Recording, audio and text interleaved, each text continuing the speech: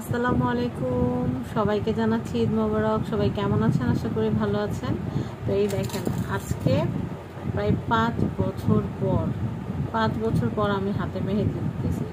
5 বছর পর কেন হাতে মেহেদি দিতেছি বলি। আমি হাতে টিউব মেহেদি দিতে পারি না। টিউব মেহেদি দিলে আমার অ্যালার্জির প্রবলেম হয়, অনেক জ্বালা পোড়া হয়, মনে হয় কি সুই দিয়ে কেউ পিঞ্চ করতেছে। তো ওই দিন বাসায় ফিরতেছিলাম বিকালে শুটিং শেষে। তো আসার সময় আমাদের প্রতিবেশী এক আন্টি আমাকে জিজ্ঞেস করলো যে, বৌমা তুমি কেমন আছো? তো আমি বললাম যে, আন্টি ভালো আছে। আন্টি, আপনার তো ছাদে একটা খুব সুন্দর মেহেদি গাছ আছে, তো আমার তো ইটে মেহেদি দিলে ভালোই হইতো। তো আন্টিও বললো যে, তোমার মেহেদি লাগবে? কত মেহেদি লাগবে? আন্টি মনে হয় আন্টির অর্ধেক গাছ কেটে আমার জন্য পাঠাই দিছে। তো আজকে প্রায় 5 বছর পর হাতে যে মেহেদি পাতা দিলাম। অনেকে বলতে পারেন যে, আপু মেহেদি পাতা তো কিনতেও পাওয়া যায়, তাহলে দেন না কেন? আসলে সময় হয় না, আর মেহেদি দিয়ে যে বসে থাকবো সেই সময়টা কই বলেন? সারাদিন তো চরকার মতো কাজই করতে থাকি। এই যে দেখেন, 5 বছর পর বিলাসিতা করে একটু মেহেদি দিতে গেছি। এখন আজকে রাতের ঘুম শেষ। সারাদিন রোজা থাকার পরে চিন্তা করছি তাড়াতাড়ি ঘুমাবো, কিন্তু এই মেহেদি পাতাগুলো পাওয়ার পরে নিজে মানহা সহ সুন্দর করে বেছে, তারপর ব্লেন্ডারে এটা বেটে, তারপরে এই যে নিজে হাতে নিজে আঙুলে দিচ্ছি।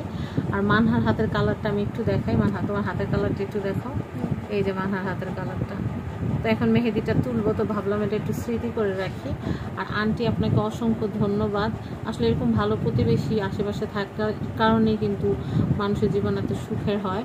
তো যাই হোক, আন্টিকে অনেক ধন্যবাদ আমার জন্য মেহেদি গিফট পাঠানোর জন্য। এটা আমার ঈদে বেস্ট একটা গিফট।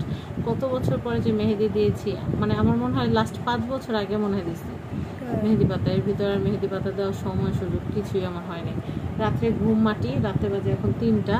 আবার সেহরি খাবো, কালকে রোজা থাকবো।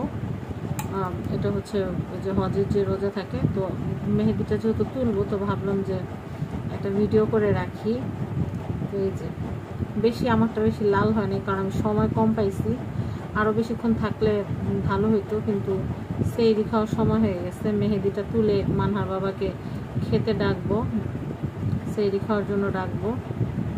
ইফতার করার পর রাত্রে কেউই খাবার খায় নাই, আর এই হাতে মেহেদি দেওয়ার পর তো এই মেহেদি নিয়েই বসে আছি, আর কি করব। তো যাই হোক, অনেক খুশি আলহামদুলিল্লাহ। তো আমার জন্য সবাই দোয়া করবেন। খুব বেশি লাল হয়নি, তারপর এতদিন পর মেহেদি দিতে পেরেছি, এই জন্য অনেক অনেক খুশি। সবার ঈদ কেমন কাটছে অবশ্যই জানাবেন। সবাইকে ঈদ মোবারক। আল্লাহ হাফেজ।